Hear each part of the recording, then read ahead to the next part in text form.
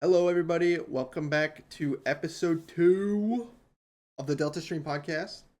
I'm Mason, I'm Chris. and this I'm week Max. we've got Max. We've got Max. Woo! So, I'm in a funky getup. a little bit of a funky get up. We'll tell Yeah. you why I'm in the funky getup later in the Representing episode.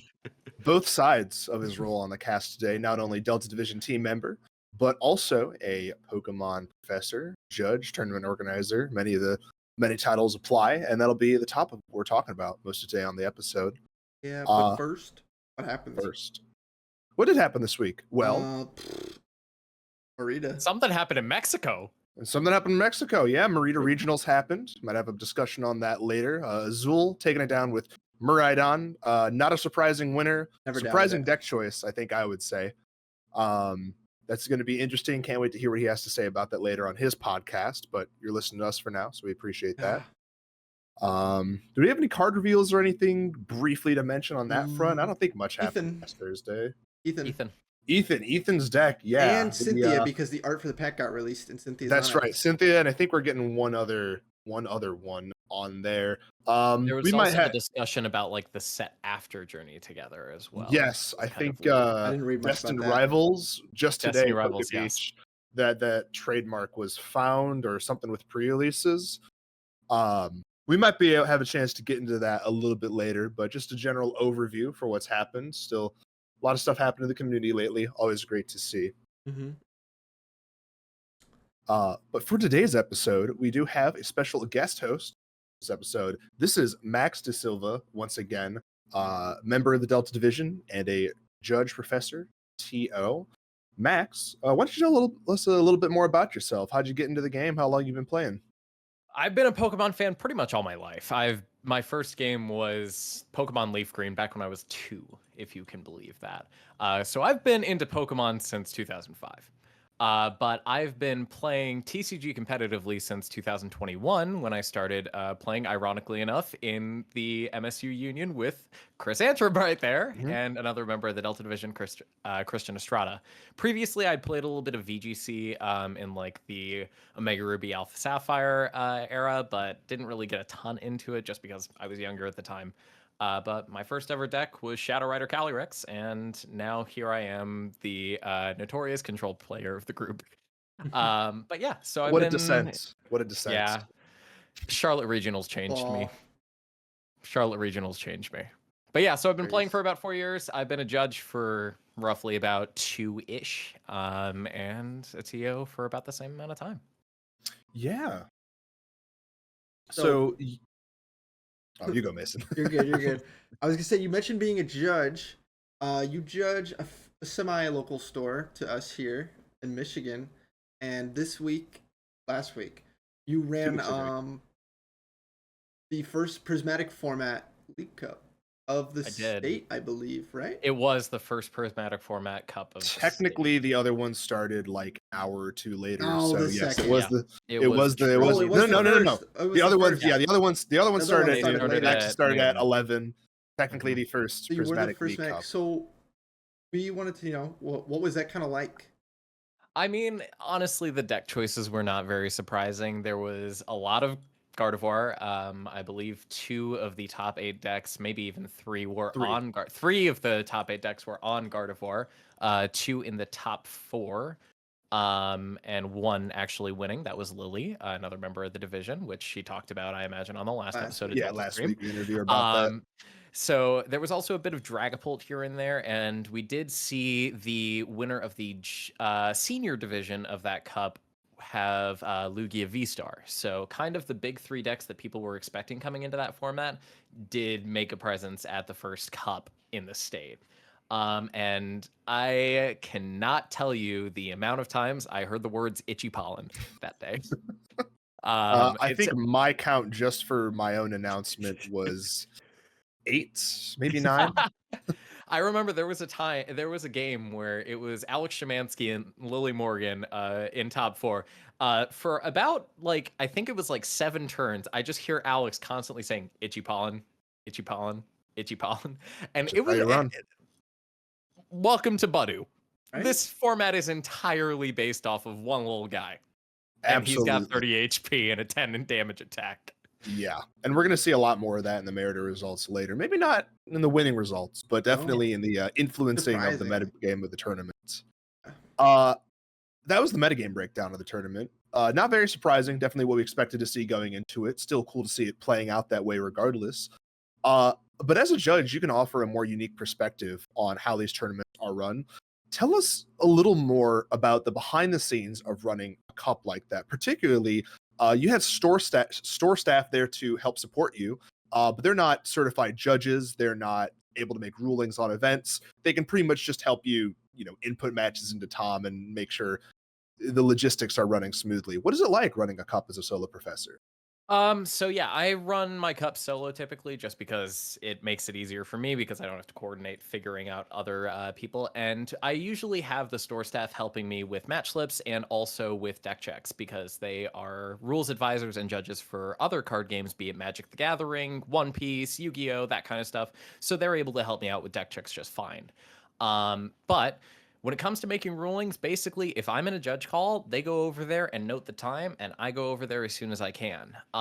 Thankfully, that didn't happen at this past cup. That's the only thing really that's kind of difficult as a solo professor is just making sure you can actually go around to all of the different players and making sure that they have their rulings and questions answered in a timely manner, or at least making sure they get a time extension if they need one. Um, Again, thankfully, there wasn't anything like that happened at the Sylvan Cup a few weeks ago, but it certainly is a thing that I was prepared for.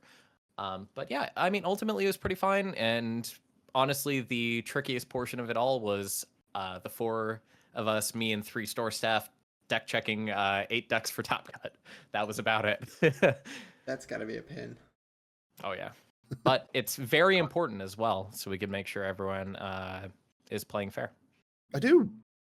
Mason, you might have another question in a minute. I just have a brief ruling question that I just haven't read the rule book in a minute for. Do you have to double check if you already did a deck check on the deck previously in the tournament? Do you have to check it again going to the top 8? Yes, it is mandatory to do a deck check on all players going into Top Cut, even if they've already previously been deck checked, because you want to make sure nothing's changed. Especially at the end point of the tournament there, or maybe you missed something, or maybe a sleeve got damaged during play. So it's just a matter of making sure, hey, we've got a ton of players coming in Top Cut. They've been playing 6 rounds, 5 rounds of Swiss, maybe even more if it's a regional. And we want to make sure that everyone comes into it playing fair because ultimately, as judges, what we're trying to do is we are not trying to punish mistakes. This is something that that I've taught other people who are learning to judge and what was previously taught to me. As a judge, we are never meant to punish a mistake. What we're doing is we're trying to rectify any unfair advantage that was gained. So in reality, it's not so much punishing the other player as it is helping a player that received a advantage against them. So for example, let's say we had a player unfairly draw 2 extra cards off of a professor's research or something like that. What we're trying to do is we're trying to offset that advantage that was gained to that player by giving, for example, a double prize penalty or something like that. So it really is never meant to punish, but it's what we have to do to make sure everyone's playing fair. Yeah, that makes sense. And that's speaking to other judges as well, a philosophy that I've definitely heard getting a lot stronger recently. Not only as the game is growing and the judge staff is growing as well, just kind of generally making sure the focus is on, again, as you said, not punishment, but rectifying the error. I've seen some, even in just the couple of years I've been playing, I've seen some absolutely crazy broken game states get repaired with minimal penalties, something that would have been a game loss before get de-escalated to a DPL, or even in one insane instance, someone shuffled in off an Iono and it got taken down to a warning. I have done something similar. The reason why that is able to happen is because, for example, I had something happen where a player had played a secret box and run out of cards in their hand. So essentially, the 3 cards that or the 4 cards that they obtained off secret box were the only 4 cards in their hand, and it was agreed upon by both players. So we can actually go in, search the deck, get out the 4 cards, and that's not a broken game state anymore. Oh, it's So Yeah, not. it's exactly. interesting how you can kind of repair these game states. That's something you learn when you're taking courses on Professor University. You learn how to repair game states, and some ways can be. I mean, obviously, there's some game states you can't do anything about. Like, Yeah. if you shuffle in and off an Iono and Yeah. all of your cards aren't agreed upon, that's a game loss. We can't do anything about it. But there are some niche circumstances where you can repair things you don't think are repairable, and it's amazing to see. Oh It's yeah. very I was going to say I had a checklist related question as well. I had seen on Twitter recently about how we got a bunch of reprint for a couple staple Pokemon like Dreepy, for example, and it was just a joke about 3 of them being Twilight Masquerade and 1 being Purity. It's like decklist error waiting to happen. Like how do the Yes. rules say to handle that? If 4 That's a Twilight caution. Masquerade, a caution. Like if you Okay. mess for that, it's like you've printed out the exact same card. Like there's Yeah. no difference in anything. And regardless, like if you put 4 Twilight Masquerade Dreepy and the other one is a literal reprint of the Twilight Masquerade Dreepy, then it's not an issue. But if you wrote 4 Twilight Masquerade Dreepy and then I find a Dreepy that has the psychic type Dreepy, then we've got a problem. So it's like with that kind of stuff, that's just a caution. It's not even something I have to report to TPCI. Yeah, functional reprints of cards, even art rares under some circumstances, as long as the text is the same. That's a caution, at most a warning, because it's almost never, or not almost, I would say it's never done maliciously, and it's I never don't going know to how. get kind of. Yeah, that was just something I had been thinking about like the past week, but yeah. I saw that post too.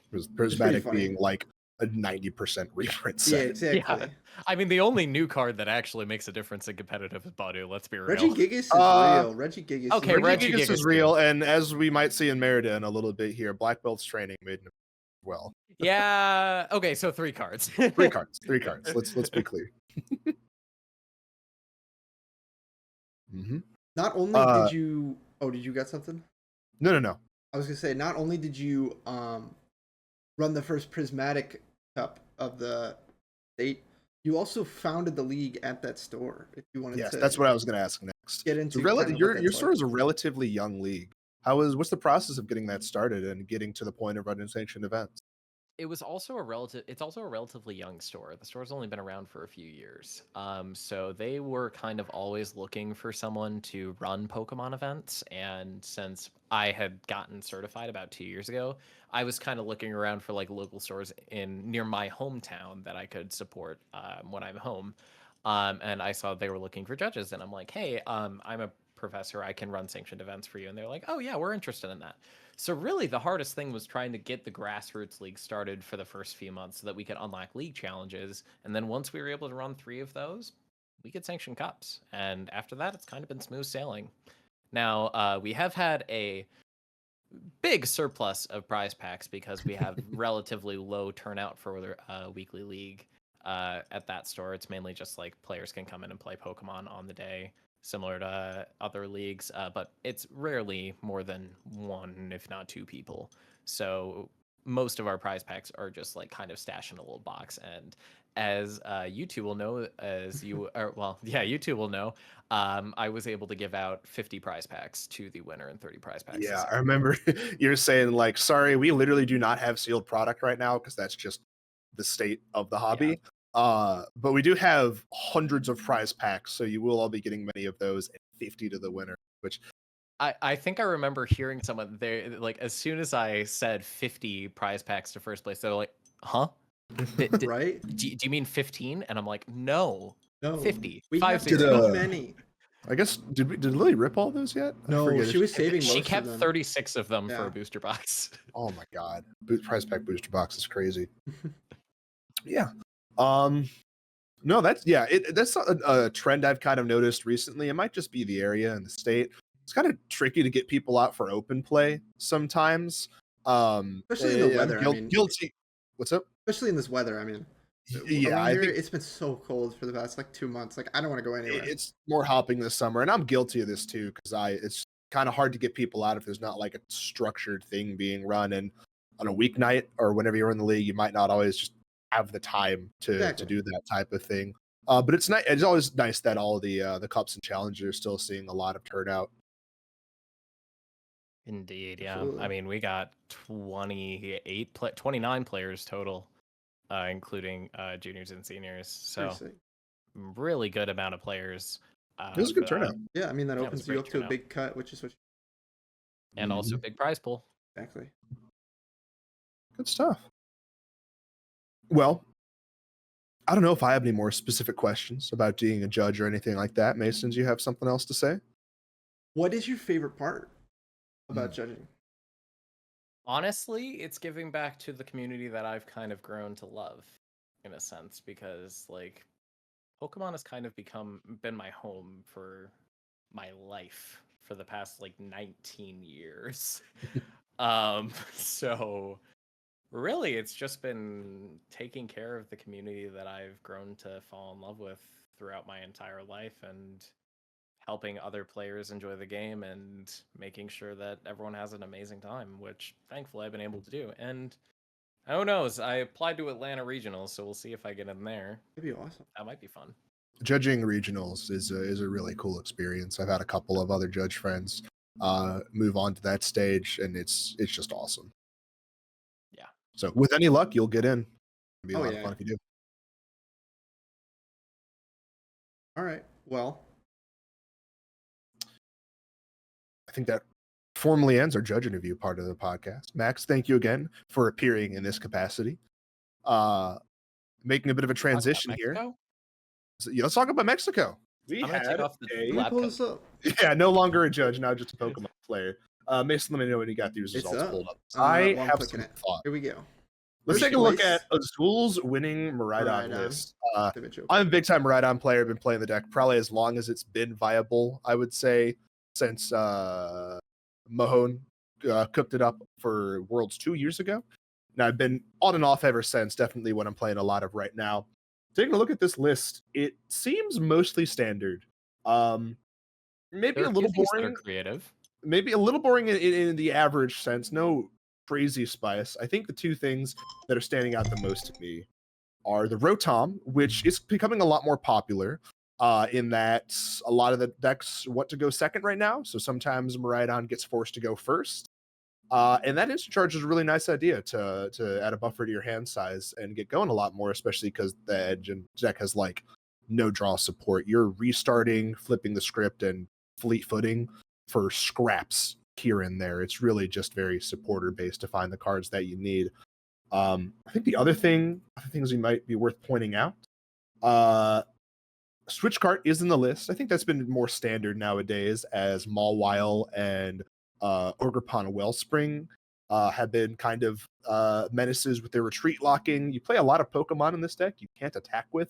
You do not want your Pikachu or Latias or whatever stranded in the active spot with one of those. So the Switch Card is just a little get out of jail free card. That's usually all you need to get out of that situation. Just amp whatever has been locking you up there.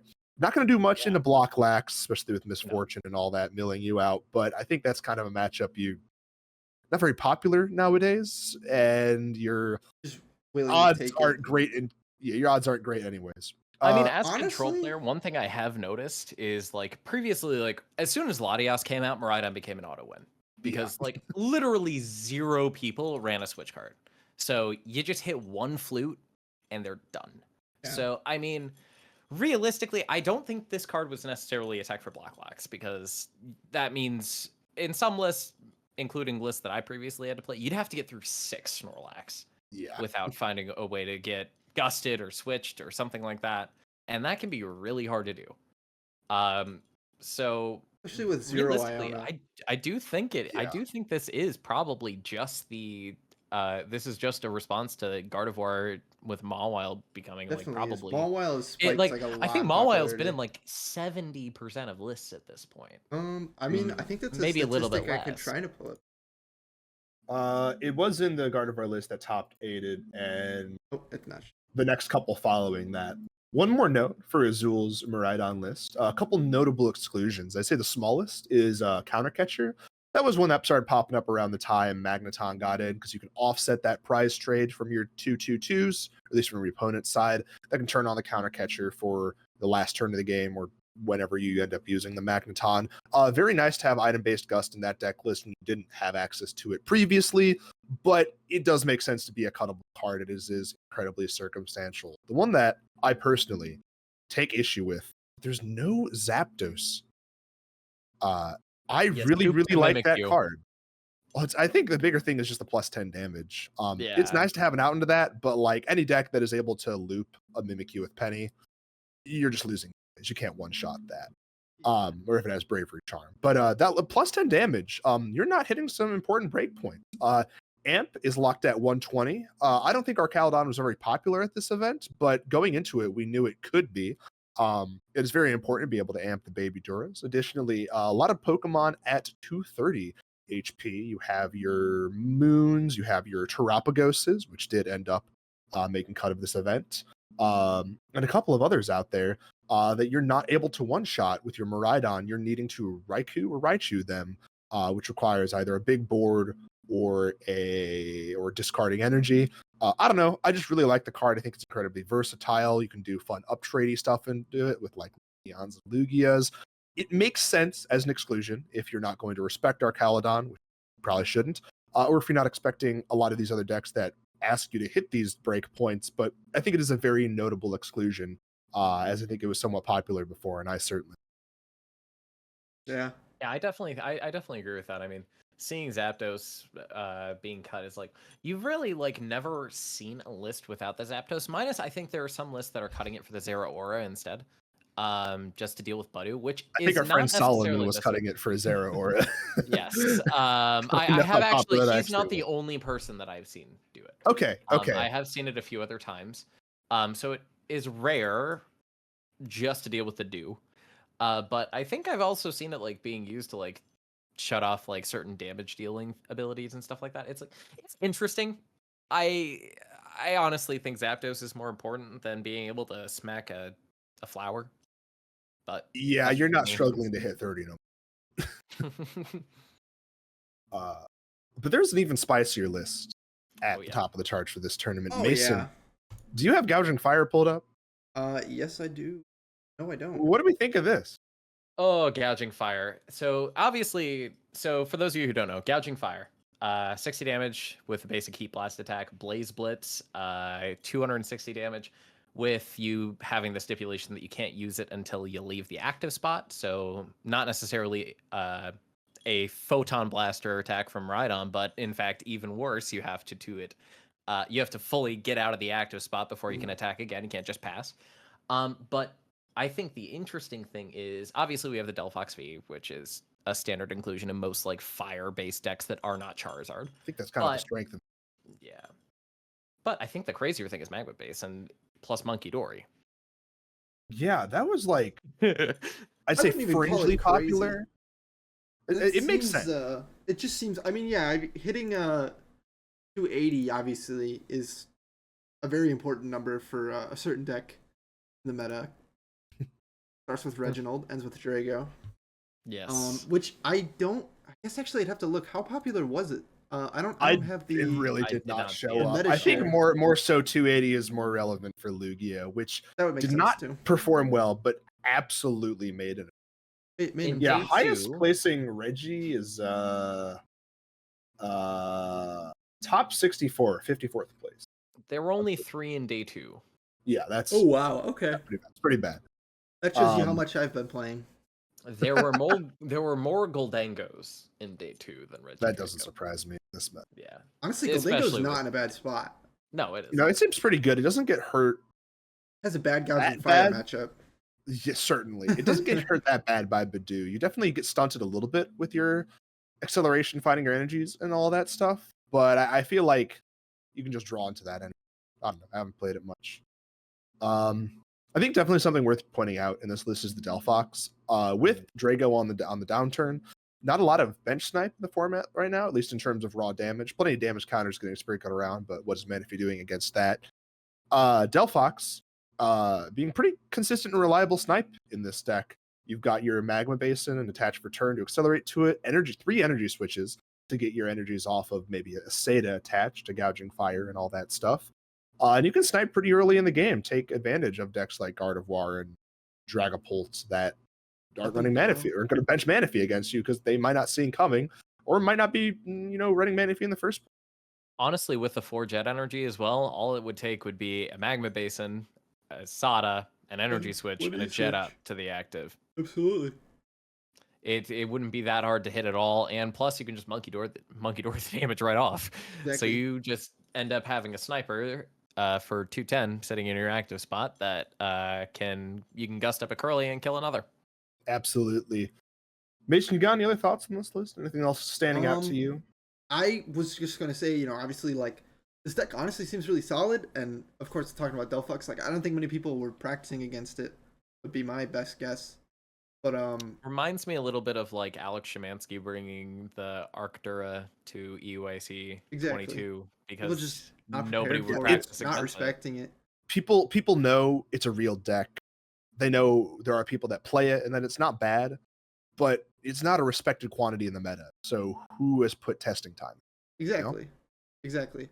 One card I think I'm surprised to see not included in this list is Latias. I feel like, obviously you get your 4 jet and a switch cart. Generally, in most games, I feel like that would be enough. But, I don't know. There's no coal risk, so you're not searching your jet. You have Force Seal, but I really do feel like, just one of Latias. You don't even have to play it every game, just kind of as like a nest ball searchable out to a switch when you need it late game. I 100% agree. Even if it's a little bit weaker in this meta with the amount of trapping cards that exist, we were talking about earlier with Maridon. Already running other cards that you're already running enough to counter that. Yeah, Latias is just going to make it that much easier to reposition your board. But he got second place with this, so maybe clearly, it's not bad. Yeah, he knows something we don't. There's one card I do want to talk about. Can we talk about Fluttermane for a second? Fluttermane's solid. I'm gonna be honest, that doesn't surprise me. It doesn't surprise really me, well but positioned. Fluttermane in this thing, like, I cannot tell you how many decks that previously did not run a Fluttermane now have a Fluttermane. Like, it just makes sense. It's just such you rarely see you used to rarely see even like an ancient box with a Fluttermane, and now you see every ancient box deck has at least one Fluttermane. Mm-hmm. Gouging Fire, Fluttermane. Ancient box in the moon capacity always ran it, but like the discard deck, but certainly like Roaring Moons, and other like a true ancient box instead of just like baby Roaring Moon attacker decks. Mm-hmm. Yes, I'd agree. I'm seeing it pop up a lot more nowadays. Anything that has a Seda. Such a good card. The 2 damage counters, can fix a lot. I know that from testing Guardi, like those honestly matter. Those fix a lot of math. 90's like good chip on a Dragapult that puts it in a Gouging Fire range, or even Zard if you wind up like gusting like a Pidgeot or something. That was really dumb because they just retreat. But you know what I mean? Yeah. Just the ability shut off becomes like very nichely usable. It's a great way to retreat an ability you draw. It's a great way to bully decks that aren't expecting to lose a certain ability because it's on a higher stage. It's not an evolution Pokemon. It's not targeted by a Klefki or a Thorns or something else like that. I really like the inclusion, and I wonder if it's going to end up in many more decks going into the future. I think I could. I agree, especially decks that are more prone to switching, like this one. Yeah. If we want to move on to a couple more, let's talk about the full metagame. In all honesty. Because I think we have a full breakdown. We do for day 2 at least. I do have the statistics for everything in day 2. Yeah. So at least from what I see, the big 3 that we thought would be the big 3 in this format were the big 3 in this event. Although they were switched around. So we have Dragapult in first, with 20% of the meta share, which I don't think anyone really is surprised by. Think that's surprising. No, that's in my opinion exactly what I expected. Gardevoir felt like the strongest deck in this format. And so it feels kind of natural for people to be like, okay, well, Gardevoir is really good. Like one of the only decks it feels like Gardevoir has like kind of a rough matchup into is Dragapult. Even then, it's not. It's not awful, but it does depend on the. I will say most of Gardevoir's matchups. As someone who previously played and is starting to replay Gardevoir's matchups are entirely dependent on your list. Even back when I was playing Gardevoir in like the pre E-block rotation, back in like the Battle Styles On format, it was a question of do I keep the Zacian V in my list? Do I take it out? How many Shining Arcana Gardevoir do I run? Do I run the one-off Gallade? It's like so many of your matchups can be intricately kind of teched out based on the list, and that is still the case today, where we see like some people are cutting the Drifloon entirely, some people are keeping Drifloon in, some people are choosing a spread archetype. It's like there's so many different lists that it almost feels like it's impossible to truly predict Gardevoir's exact matchup spread unless you know the list you're playing. Exactly. It feels like truly, you when you sit across from Gardevoir, especially at like higher tables, you shouldn't really be specifically. I mean, you can expect Gardevoir, but you don't know exactly what to expect. You It feels expect like 4 Ralts, 4 Curly, and exactly, probably Gar- 2 Gardevoir EX. Who knows? exactly. But And the rest of the we've cards, been seeing a lot more Gardevoir EX attacking now. exactly. I Oh, do that it a too. lot. Yeah. It used to never be a thing. Especially You used to double never monkey. touch Gardevoir EX. Double monkey's gotten a lot more popular, which puts your Triple numbers Monkey like was way doing up there. well. Triple monkey was doing well, which was like another interesting thing. I mean, I can click Like, Gardevoir here and we can see some. I think that's like Triple Monkey, like that just it's such an Davison. amazingly broken Three Monkey card in Dory. that list. It makes sense that you want to get as many down as possible. I don't know if you're ever using all 3 in all actuality. If you can, that's fantastic. 3 turns of manual attaching. By that point, you might have just won the game. Absolutely. But I think the bigger thing is just to make sure you're not prizing that thing and make sure you're not relying on heavy ball to grab it out. Yeah. You want to know what card I'm glad to see come back in Gardevoir less? And it's even in the 7th place list, the list that was in top 8. There's one card that I've been a fan of in Gardevoir for the longest time, and I'm so happy to see it's finally coming back. It's Cresselia with Moonglow Reverse. Absolutely. And I think that goes back to what we were talking about with Dragapult. That's just such a great Dragapult tech. Oh, absolutely. You just, even if you can like, there have been times where I've been playing against Dragapult and I will just randomly say, you know what? I need some turns away from the Dragapult for a bit. I'm just going to gust up the Radzam and I'm going to Cresselia all of the damage onto that Dragapult to put it in range of a Drifloon or a double monkey Gardevoir EX attack. And they can't do anything about it because all their damage, it's gone. Crucially, being damage counters as well. For some reason, Terra Pokemon are immune to bench damage, so not able to do it with Scream Tail. Cresselia being the obvious next card for that. Absolutely. It's not even a terrible attacker either. No, Lunar Blast for 110 can hit some numbers. Yeah, especially we're talking about this with Lily last episode. A 3 energy attacker that's double Monkey Dory. You're doing 60. You're doing 60 more damage with that. You're doing 170. That's a squawk. Worth really pointing out with the 7th place list. It's got some specialty stuff in there. Hero's Cape as the chosen ace spec. That pop up a little bit. I think that was one of the more played ace specs at this tournament. I'm not surprised for Gardevoir. It popped up earlier when the list was being cooked for the first time, or rather when the ace spec first released. It makes sense. It's really juicing the crap out of some of your Pokemon's damage. Drifloon and Screamtail in particular. I think more relevantly, it's very definitively keeping things out of Dragapult range. Throw that thing on a Curlia. It's not getting touched at all. Mimikyu is back in the list. That's a great wall to EXs. Throw a Hero's Cape on Mimikyu. That is not getting knocked out by hardly anything in one shot. Something or at the very least, to note as well. It is. Or you use the EX to knock out that thing in one shot, which you can't. 410 HP Gardevoir is a tough number to hit, even for decks like Zard, if you have not taken any prizes. Yes. Raging Bolt, that's gonna take 6 energy. Yeah, just into some matchups, just saying like you're not taking 2 prizes on turn. I'm sorry. My Gardevoir You're not taking my Gardevoir. Nope. And you feel like you're gonna take my Gardevoir? Okay, I'll Turo it. What are you gonna do now? Yeah, I mean, this might even sound dumb, but like being able to set a Scream Tail up to snipe something like a Radzam and having it not be in Dragapult range after, or you can't shove it to the bench and then put however many counters on. You have to fully attack into it. No, even that. It absolutely makes a lot of sense with how popular the spread archetype of Dragapult's been. I think personally, I'm still a big Unfair Stamp fan. I think a lot of the strength of the Gardevoir is with Disruption right now. But I see the light on Hero's Cape, and I definitely give it. Now, do you want to know the one card I'm surprised? Well, I'm not surprised, but I'm interested to see not make this list. This Gardevoir list? What is it? What are we looking at? Oh, he's blurred.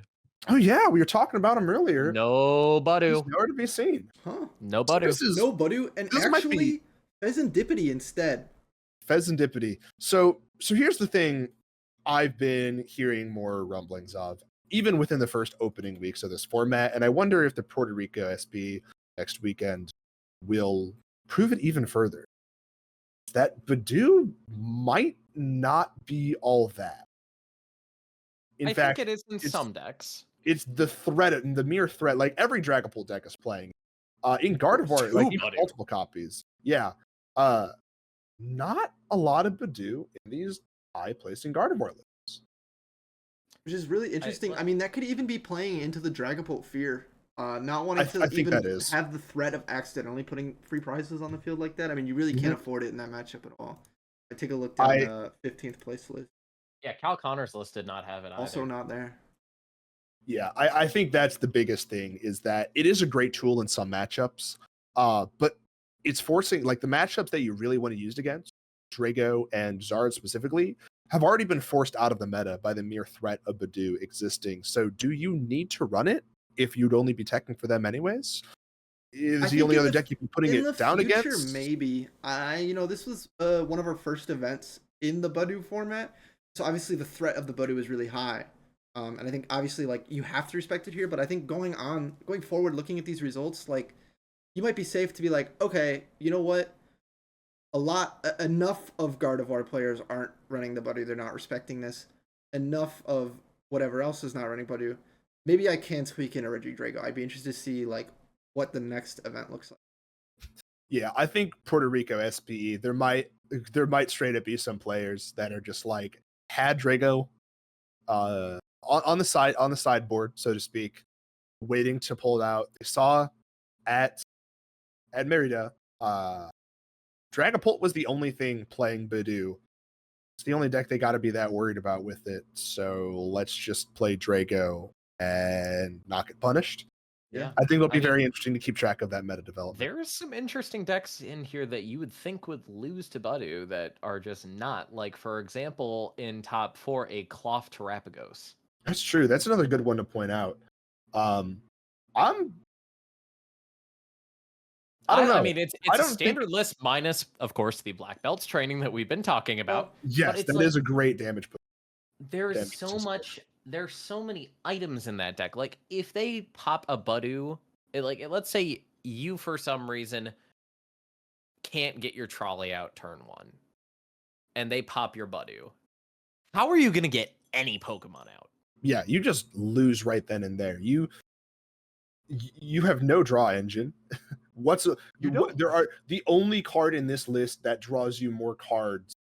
The only Pokemon is Pheasant and Squawk if you count the first turn. And Squawk on the first turn of the game. Yeah. If you have a slow start, if they force you to go first and you don't find that trolley, what do you do? And guess what? Guess what card's in that list, by the way? Badu is also in this. Badu is here. There's a but. Badu, this is a deck that can actually be like really threatening with Badu. I mean, between Binding Mochi, between Petrant, between Hisui and Sneasler. But even like Black Belt stuff, like super effective glasses. I mean, that sounds stupid, but imagine swinging into Zard. Does the damage from Black Belt get doubled, or I don't actually know how that interaction works. Yes, it is before applying weakness and resistance. I mean, I don't think you're ever. Okay, no. Let's math it out. It's got all right. So here's how it's gonna. Badu with a Binding Mochi, so we've got 50 damage. Super effective. Is it super effective? Oh no, No, you're right. Binding Mochi, because super effective just makes it do 30 damage. Mochi makes it do 50. Yeah. Although actually with Black Belt's training, it would be 100. No, if 90. you did super effective damage, if you do super effective glasses with it, because it applies it before. Oh, you're right. It would be 150 hitting into a Zard. And then you get or even I guess like a Roaring Moon, Baby Moon. I think this is all moot because there's never going to be a Charizard with energy on it, without energy on it rather. Yeah. But for the thought experiment and Electro, and this is Omnipoke mentioned this in his meta breakdown. That the Electrode super effective glasses is probably not worth it. Your matchup in Zard is so god awful as is. Badoo is going to help slow them down enough for you to get set up. But once they do get set up, it's just kind of not worth You're trying. And there's Charizard didn't show up to this event at all in the first place, so it's No, not really worth stressing over that. There's No, another not deck at all. in the top 6. Well, there's 2 other decks, or 3 other decks in the top 32 I want to talk about. Number 1 is Iron Thorns. That deck There was kind of an makes Iron sense Thorns in my opinion. that In may. I top think it makes sense. 16, Top 16 for Iron I Thorns. think with the amount of Lugia, it was the third most in Yeah. day 2. I don't know what it was in day 1. That just makes sense. I think You it can it can deal a couple wins off of Gardevoir here and there as well. Yeah, You're Guardy, hurting against Gardevoir, though. with especially, let me double check here. I think a lot of lists are cutting Screamtail, not Screamtail, Fluttermane, No. the other ancient guy. Some of them chose what is it, Spiritomb. I'm not sure. I couldn't remember if it was over. I saw a lot of them were running Spiritomb. Yeah. I believe Top 8 list did not have. It only had Spiritomb. No Fluttermane. Top 16 and a couple of the top 16. Okay, most of the other lists do still have Fluttermane. Yeah, so that's, I mean, generally, like, they will have Flutter to get around it, but you can be disruptive enough with it that I think, like, here and there, like, it's not as awful as the matchup would be for some other decks. We talk about Lost Box being in the top 32, though. Is it? Was it actually? Yes. I didn't even see Oh, it. there's one. Andrew Hedrick was on that. I didn't notice this story at all. Andrew Hedrick on it. It seems like, I mean, maybe it was like the call that it's like, okay, maybe some Gardevoirs are pulling away from Budew. Maybe we're only gonna have to worry about Dragapult. But it's like, it feels like it just loses to Budew. And even against Gardevoir, it feels like if you get a Fluttermane put in front of you, you just die. I feel like this is just a list you have to be Andrew Hedrick tier player, to a deck you have to be an Andrew Hedrick tier player to succeed with right now. Yeah. You just fold into Badoo. Nothing you can do at all. I do think you really do just lose to Dragapult as well. You fold to Dragapult, yeah. There was one player at the Sylvan Cup that made top 8 with Lost Box. Did he hit any Dragapults? He hit one. Okay. Did he lose to it? And lost. Yeah. Okay. So there's more than one. There's usually more than that at the average regional. Say. Yeah. Yeah. That is something. Very interesting. And also, Pidgeot Control made top 32 with one of the casters, Pablo Meza. He took. He was on Pidgeot Control. He piloted All Out Blitzel's list, which includes the Twilight Masquerade Melodic to prevent the Turo that we're seeing in Gardevoir. And Black Curum EX. It is so good into Dragapult right now that I have one myself that I'm going to put in a Pidgeot Control list that I eventually build, because this paralyzes the Dragapult and they can't do crap about it. Yeah, it is it's a tricky one to pilot. I wonder what I know. All Up Blitzel's been going on kind of an online tournament tear with it, so I'm not surprised. Pablo being an extremely skilled player as well. Didn't know he's much a control guy, but I'm not surprised. Someone as good as the hay game as him is finding success. You know what card's in this list? I was unaware. Don't you say it? Don't you? Picnic Basket. God damn. I've been preaching this card. That's the Dragapult. Listen, this is all 220 HP card, attacking decks. I walk into Pokemon Club about 2 weeks ago here at MSU, and I see Mason sit across from Lily, and he's like, "Do you have it? Do you have them? I need them." I didn't have any. And Lily he says something like that, and Lily just pulls out 4 picnic baskets. Oh yeah, I got my picnic baskets. So stocks are going up. Oh. Anyway. It's a good. It's the whole page just changed. It's a Logitech ad, but it's honestly sick. It's a really good. Don't freely advertise them on this podcast. Yeah. Not sponsored, but we are open. Yeah, no, this is a really good list, though. I do like it. It does seem like it has something into every list, and also the fun thing that I've been seeing a lot in these lists, which I can't remember who made the tweet about it. But one of these Chen Paos has gotten $12,000. The other one is used to discard your own Grand Tree and Control archetypes. That is what the Chen Pao does. It is not Chen Pao EX.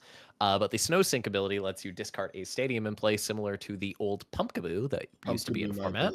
Actually, Pumpkaboo my single-handedly making the deck extremely base. I love that. I love that Pumpkaboo as a Shadow Rider played player. Thank you very much. I hate that fucking duo as anyone who had to play against Lugia at that point. God, Oh my god, get yeah. out of jail. Just get out a freaking jail free card for that deck.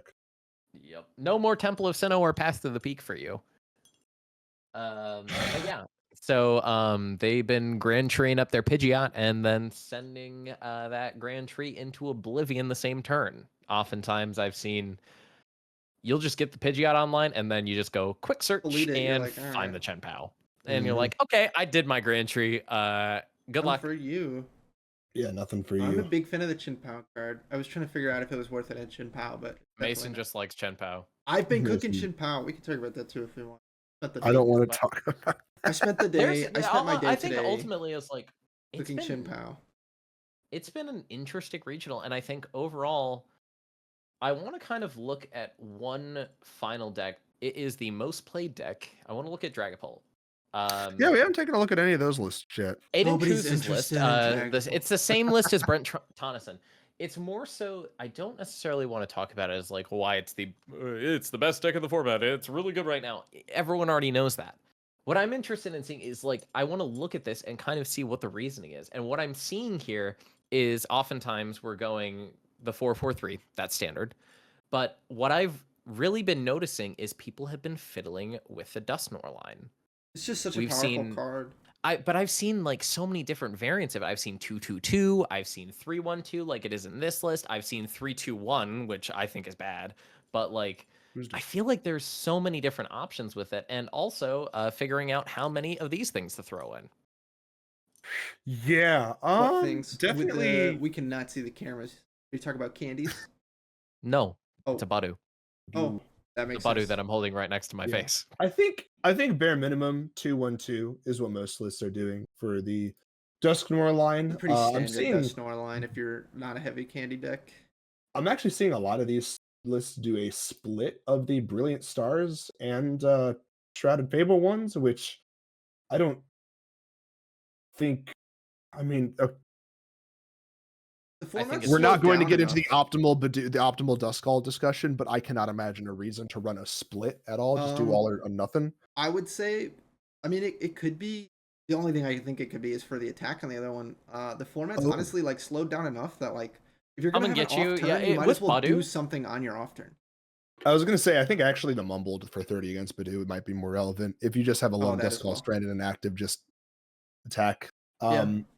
Perplex for 10 and Confusion though is funny. Itchy Pollen, knock yourself out.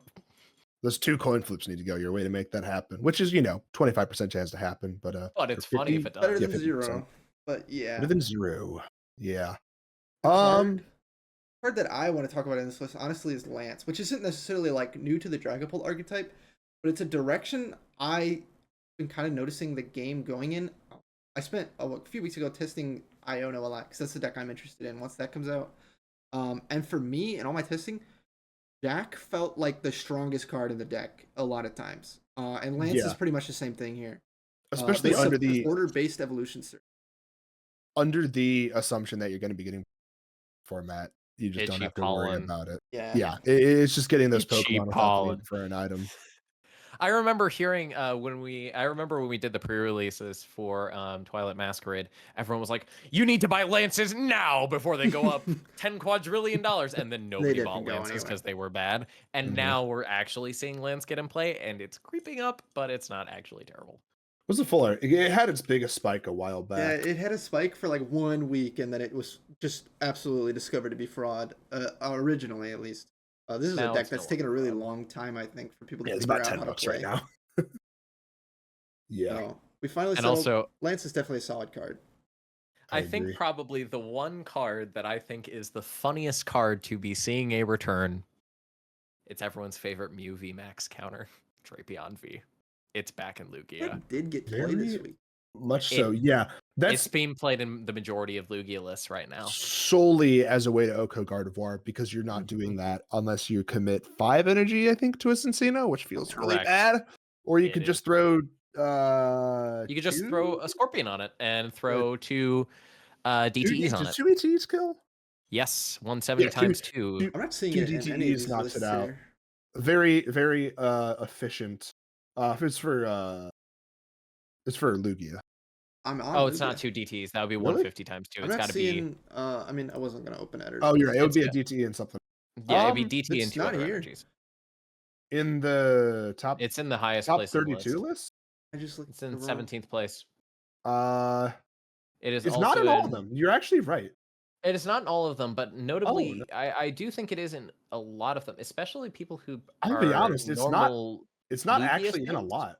It's in like out of the top 64, I'm seeing it What list is it in? in 2. It's in the 17th place list, and it's also in Sierra and Farah's list as Okay. well. The interesting thing about Sierra is he actually was considering cutting Cinchino out entirely. I remember doesn't reading about surprise it me. Especially, on his Twitter. come back to it. What- Dragon Bolt. What are you knocking out with that damage that Gigas isn't taking care of for you? Raging Bolt. Yeah, I not a guess if you terror. need to kill more than one. Oh yeah, a charmed bolt. I was gonna say you just use your Ursa Luna for that. But no, if you need to kill a charmed bolt, you're right. That would do Yeah. it. That would be the only thing I can think of as Raging Bolt, or maybe the bridge. Yeah, that's true. But like, God, how many hit? I mean, The bridge is fake. I'm calling it right now. There's a few people. If we're looking there's at a few the people in statistics for the the- event, it was the 6th most popular deck in There were 10 in day 2. You're right. The bridge is a fraud, though. or, Let's be day honest. 2. You're right. Yeah, I think it hits good matchup. Yeah, highest place in top 64. Every once in a while, you get one that hits the right matchups and spikes to where it needs to be, but I don't think that's an archetype worth respecting at the moment. No, Snorlax is really well positioned right now, though. surprisingly, People are not respecting it. Chris is gonna vomit in his mouth, but me as pretty much the only control player in the division. Actually, yeah, Kyle's not. Kyle's an associate. He's not an actual member. Associate, not member. As the only control player in the division, it is super well positioned right now. And I'm going to tell you why. Number one, nobody respects it. And when nobody respects Snorlax, Snorlax wins games. Mhm. But the biggest thing right now is, from what I'm seeing, is we have some people who maybe are piloting it in not the bestest way. The top placing list at Merida is a Did you have the Rotomless Mantine? list with Mantine. Mantine. That's And I think ugh. as much as I love Mantine, as much as I love the Ray, it's a fraud. Mantine's not worth it. is it? I mean, the 4-box order. You know, I you don't think it's worth it. And honestly, I'm going to be entirely honest with you. I used to be a Rotomless stan. I think for this format, Rotom is the play. Even with there's a lot more because- Spiritomb running around. There is a lot more Spiritomb, yes, but there's also a little flower in there that can That's fair. kind of screw you. I mean, it admittedly, the flower is an easy trap target, and if you throw a pot helmet on your Snorlax, good game. But at the same time, you kind of need to get set up against some of these decks. And sure, your Rotom is a gusting target, yes, but the issue is with a lot of these decks is I'm seeing less and less gust. Especially like you're seeing mainly item-based gust in a lot of the top lists. Like Gardevoir, there's only one boss's orders. Ooh. The only way they're going to do it is if they do the Yeah. funny thing where they attach a Bravery Charm to a Ralts and then evolve it into a Curlia and knock themselves out, which happens. Very good play. A fantastic play. Highly Fantastic recommend. play. But at the same time, it's mainly item-based gust right now for Mhm. the top lists. So Yeah, it's that like, counter catcher and sometimes a prime catcher. yeah, and if your Rotom gets knocked out, oftentimes there are not enough switching cards in this format right now. Not a lot of decks are playing enough switch outs to get through 4 Snorlax. Definitely. No, I'll be Especially if interested you to. cape things, they're dead. I'm interested to keep an eye and see how Snorlax and other control things progress, if they really can stand the test of the flower. I think we've done a pretty good job going through most of the results here. I Most think of the one of the significant things stuff. I want to call out about Who's this the other? meta is the lack of prime catcher. Yeah, I think Badu plays a big role in that. But looking at Raging these lists Bolt. right now, Raging Bolt. it's No, That's better. there certainly is not a lot If we're that looking in wants to run top that. 8, there's what? There's none. There's none in top 8. No No, Prime None Country it's in made all top top 8. 8. it's Seeger Box, Trolley, Top and 16, didn't he make it? Sparkling Crystal. Yeah, The there was Raging one Bull in does say top 16. the Thorns list. Oh, is Thorn is running it? Yeah. Thorns always runs it. Okay, okay. It's I been mean, pretty but popular one there. in top 16 is crazy. Yeah, so you It- have one in Thorns, you have one in the Raging Bull, you have one in the Lost Box, and that's pretty much It's it. Three in interesting top that when it was 32? the top 32 is when we're seeing the rest pop up. Yeah. Yeah. That's crazy. Me, Mhm. personally, I mean, for a while, I it's just been the undisputed best ace spec, and like here we are, like, oh, we're all Has here. been undisputed Precious for that Trolley. long. It's been undisputed since it came out. I don't think that's No, the when case at all. when Precious Trolley came out, it started even before Precious Trolley came I was gonna out. say, I think lately Seeker Box has kind We've of been seeing a lot of Trolley and Secret Box. And I guess Guardy's got Cape now. It was stamped, Mhm. but Guardy's never been a Prime Country deck. I think it was when rotation happened and that was it. Yeah, That was the only aspect that existed or that was like good. yeah, absolutely. And No, Cape. it is. It was those two, yeah. It's kind of cool to see that. I don't want to say maybe not cool, but like it's interesting to see that card's it was so broken when it got revealed a little over a year ago, and now it's $40. Now We're it's like seeing. $7. I mean, it's entirely pretty much consistency cards for most decks Mhm. here, which is really interesting to see. Kind of, I say a lot of people probably get annoyed with it. But I mean, I always go back to what Wolf Glick says about VGC. He's like, he's like, I don't use moves that miss because I'm the best player and I can win without them. It's a slower format too. That too, yeah. yeah, you really Uh, want to make sure you're setting up. You don't Make your need to be as deck- aggressive. make your deck work 100%. I mean, not 100%. You know, if your deck's playing the game more time than your opponents, then you're winning more. I Mhm. mean, I kind of want to touch on like the overall aspect of deck building when we're talking about this. Like, really, there's two cards. You have consistency cards and you have power cards. And at this point, like in a format that is this slow, which is pretty much like most of the decks in this format right now that are powerful are based on setup. And if you cannot set up as consistently as your opponent, no matter how many power cards you're going to have, they're all going to be in your deck and you're going to lose. Mhm. Even decks that traditionally were like 2-2-2 decks like Miraidon, it used to be Turbo Miraidon where you just go like you just go to the wall and you just hit for 2 prizes every single turn for 3 turns in a row. Even them now, Miraidon is now getting more and more like a setup deck. I mean, yeah, you're just kind of building your I presence mean, on the minus your board. turn 1 Iron Hands and all I that. was gonna But like, say You're definitely if you very don't turbo, get but after your first few turns, it's like it slows down a lot. I think I find. against some of the decks like Dragapult and like Charizard, where you're gonna need to Raichu, you can argue you're needing to set your board up to that position a little bit more, but But it's nowhere near the amount of turbo it used to be. It used to No. be every I'm But still gonna do- push back. You will get slowed down by other decks, Bedewing, Mawwiling, whatevering you, but your goal is still to go fast. A lot of the other decks have slowed down. I'll concede you Yeah. that.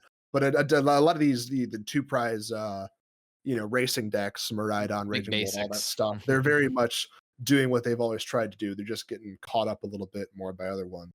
Unless you're Azul and you take the whole If you're Azul, then you're Azul. yeah. absolutely.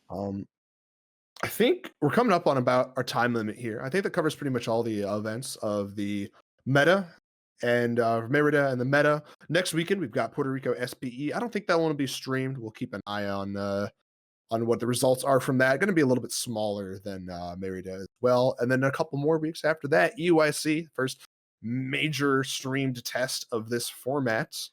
It'll be interesting to see how things pan out there.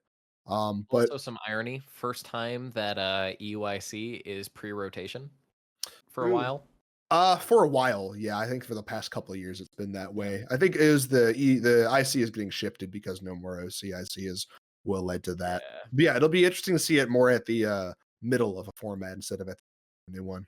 Definitely. But Yeah. I think that covers most of it for this week. Anyone else have any last notes to get out there? Agenda. The agenda. All right. Well, Max, thank you for making an appearance. Thank you for your expertise as judge and your discussion of the meta. Always nice to have you around. Thanks. You'll probably be hearing me again at some point. Absolutely.